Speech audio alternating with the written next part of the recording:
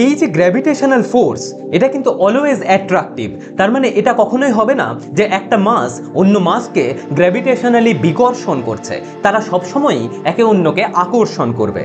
এই যে আকর্ষণ বলের মান, সেটা হচ্ছে G m1 m2 divided by R square, যেখানে জি হচ্ছে ইউনিভার্সাল গ্র্যাভিটেশনাল কনস্ট্যান্ট এবং m1 এবং m2 হচ্ছে ওই দুটো মাস এবং আর হচ্ছে তাদের মধ্যবর্তী দূরত্ব।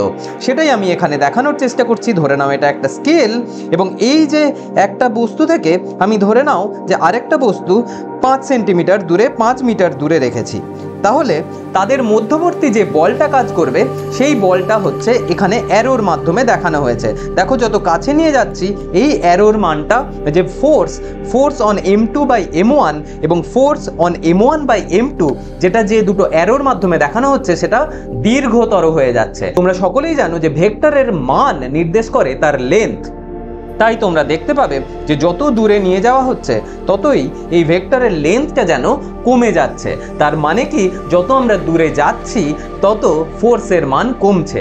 কেন কমছে তোমরা সকলেই বুঝতে পারছো যে সেটা দুটো বস্তুর দূরত্বের বর্গের সাথে ব্যস্তানুপাতিক। তার মানে আমি যত দূরে যাব তত এই যে বলের মানটা সেটা কমতে থাকবে।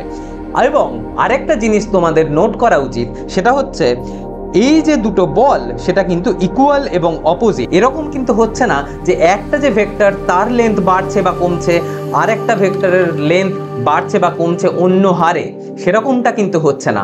দুটো ভেক্টর কিন্তু অলওয়েজ ইকুয়াল এবং অপোজিট। তার মানে এটা নিউটনের যে তৃতীয় সূত্র আমরা জানি যে প্রত্যেকটা ফোর্সেরই সমান এবং বিপরীত প্রতিক্রিয়া আছে, সেইটা কিন্তু এখানে প্রুভ হচ্ছে।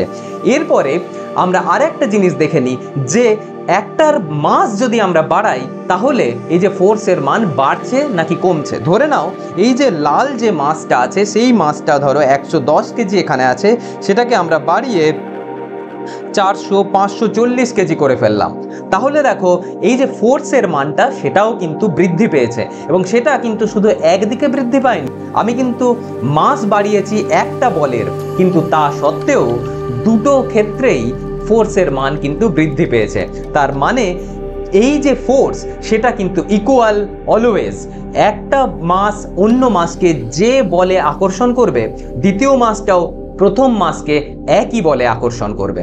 সিমিলারলি আমি যদি নীল বলটারও মাস বাড়াই তাহলেও দেখো বলের মান বৃদ্ধি পাচ্ছে এবং সেটা ইকুয়াল এবং অপোজিট দিকে বৃদ্ধি পাচ্ছে। আশা করি বুঝতে পেরেছো। Thank you for watching.